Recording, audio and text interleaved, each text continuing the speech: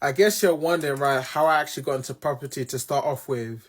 So it all began in 2022, and during that time, I was actually part of a network marketing company formerly known as Q, and there I actually attended an event done by Toby Arimi, and you had other panel speakers such as Sami Arigapo, and his story actually intrigued me to get into property when he spoke about how, for example, him as a immigrant coming from Nigeria straight to the UK, and the fact that he didn't have much, he was already running businesses like back when he was in Nigeria. He already had a university degree, and all the struggles he experienced with doing businesses in the UK, in Nigeria, and also in the UK.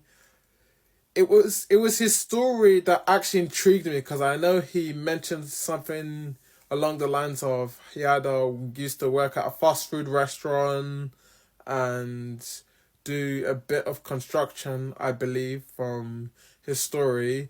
But it was the fact that he actually got into property, and he said that you actually don't need that much capital to start off in property. And that actually intrigued me back in 2022. And I was thinking to myself, like, let me actually look into property. Let me actually study what property actually involves and the different strategies. And after that, I actually started to educate myself on what property is, how to make money from property.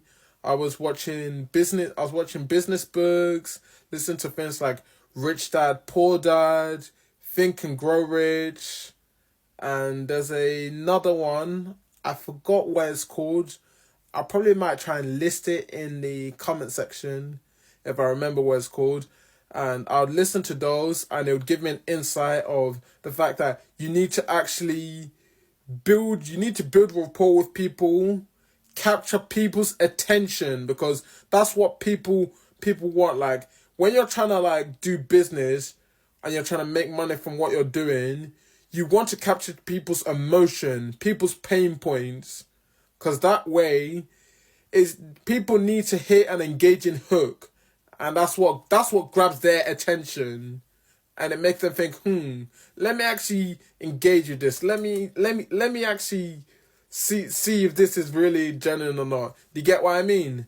And after that, summer of 2022, I went to a networking event, which was the Gen Z with Purpose led podcast.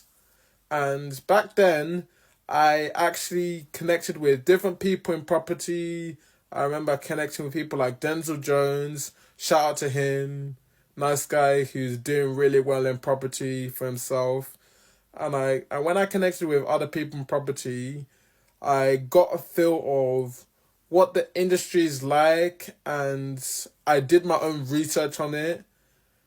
And I also during the year of 2022, I went to a property event, Progressive Property, and I when I bought a course called Be Your Own Bank, it actually helped me to understand this about property.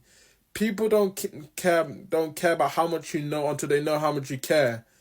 People work with like people that they know, love, and trust, because it's all about building that trust, being authentic, understanding other people's needs, and just being genuine, because that's how okay you can build relationships, especially when you're JVing with someone, which stands for joint venture. And that's something I didn't know that you could do in property. But when I realized you could joint venture, I was thinking, yes, property is the way forward. And it's a thing where, for example, with property, it doesn't happen overnight. Like, it takes time, it takes perseverance. And for example, when I started in property, I remember I was doing trial and error for like deal sourcing. I connected with different deal sources. And I remember I'd set up a company, but I had not bought a deal sourcing course. And then I said to myself, let me just buy myself a deal sourcing course, which was obviously last year, so I don't have to be, I can make less mistakes than the people who were experts at it, like, made. So I said, let me buy myself a deal sourcing course. And then when I bought it, okay, I was making less mistakes compared to someone who doesn't buy a course, who's making multiple mistakes. So when I was making less mistakes, okay, I realized, okay, what works and what doesn't work. And it actually helps me to realize, okay, to analyze and see what's working well and what's not working well. And then I kept persevering, experiencing a lot of rejections last year and whatnot. I could have gotten up to the point of quitting, but I decided, because I had a strong why, and my why was the thing that's keeping me forward, because I want to retire my parents early. I want to not be in a position to depend on a corporate field alone just to survive. I want to like keep my options. I want to have multiple options. So December, I sourced my first deal, and it wasn't easy, but I managed to get there, and the rest was history. And it's just obviously a message out there to you guys. Keep pushing at what you're doing, especially in property. Don't stop. Like, work hard, be consistent, and show up. Reach your objectives and aspirations.